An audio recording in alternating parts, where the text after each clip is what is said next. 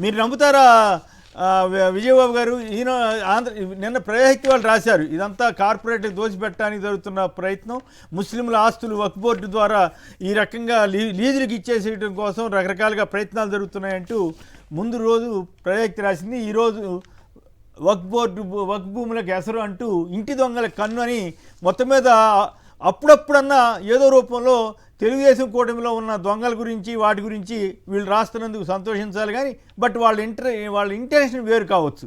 మీరేమంటారు విజయబాబు గారు? First and foremost ఏంటంటే వాళ్ళ ఇంటెన్షన్ అండ్ ఇంట్రెస్ట్ ఏంటంటే టాప్ లెవెల్లో లీడర్స్ ని కాపాడుకోవడం అనేది ఒక్కటే వాళ్ళ సింగిల్ ఎజెండా అండి. సో అందుకని ఏంటంటే మళ్ళీ పత్రిక క్రెడిబిలిటీ ఏదో మేము జనం కోసం పనిచేస్తున్నామని ఉండాలి కాబట్టి ఈ కింది స్థాయి వ్యక్తుల మీద, ఉద్యోగుల మీద, అల్పజీవుల మీద జరిగే అరాచకాల, అవినీతి వాటి మీద మాత్రం చాలా వీరావేశంతో, అంటే ఒక సింగిల్ కాలమో డబుల్ కాలం వార్తని 4 కాలాల వార్తలుగా భారీగా ఇంకేముంది మేమే ఎరగ తీసుకుంటున్నాం అని రొమ్ము విరుచుకునేటువంటి రీతిలో రాస్తారు.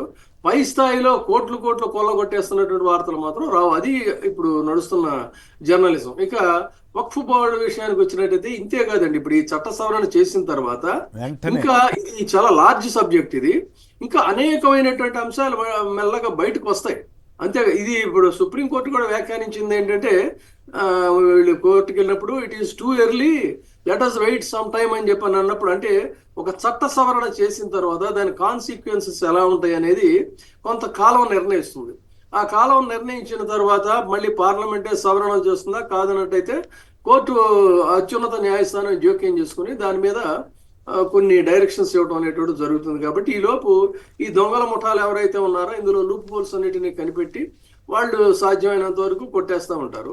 అందుకనే టీడీపీలో కూడా ముస్లింస్ మనోభావాలు చాలా తీవ్రంగా గాయపడ్డాయి. నిజానికి మీరు చూసుకున్నట్లయితే కృష్ణా జిల్లాలో కానీ, గుంటూరు జిల్లాలో కానీ, కర్నూలులో కానీ అనేక మంది ముస్లింలు దశాబ్దాలుగా ఎన్టీ రామారావు గారి పట్ల ఉన్నటువంటి అభిమానంతో వాళ్ళు చాలా ప్రగాఢమైనటువంటి అభిమానులుగా టీడీపీలో కొనసాగుతున్నారండి. వాళ్ళు ఎప్పుడైతే మీ ఇంట్రెస్ట్లు కాపాడుతానని చెప్పి చంద్రబాబు నాయుడు గారు ఈ విషయంలో అసలు ఏమాత్రం జోక్యం కనీస ప్రయత్నం చేయలే.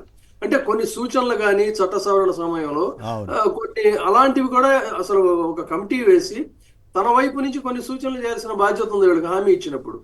ఏమాత్రం పట్టించుకోకుండా మిన్నకుండటం వల్ల వాళ్ళ మనోభావాలు తీవ్రంగా గాయపడ్డాయి. అందుకని చెప్పని చాలా మంది ఇప్పుడు కొంతమంది ధైర్యంగా బయటకు వచ్చేసారు, కొంతమంది ఏంటంటే నిస్తేజంగానో లేకపోతే ఇక మనకు అనవసరం భూములకి ఎసరు పెట్టే వాళ్ళు కూడా తయారయ్యారు.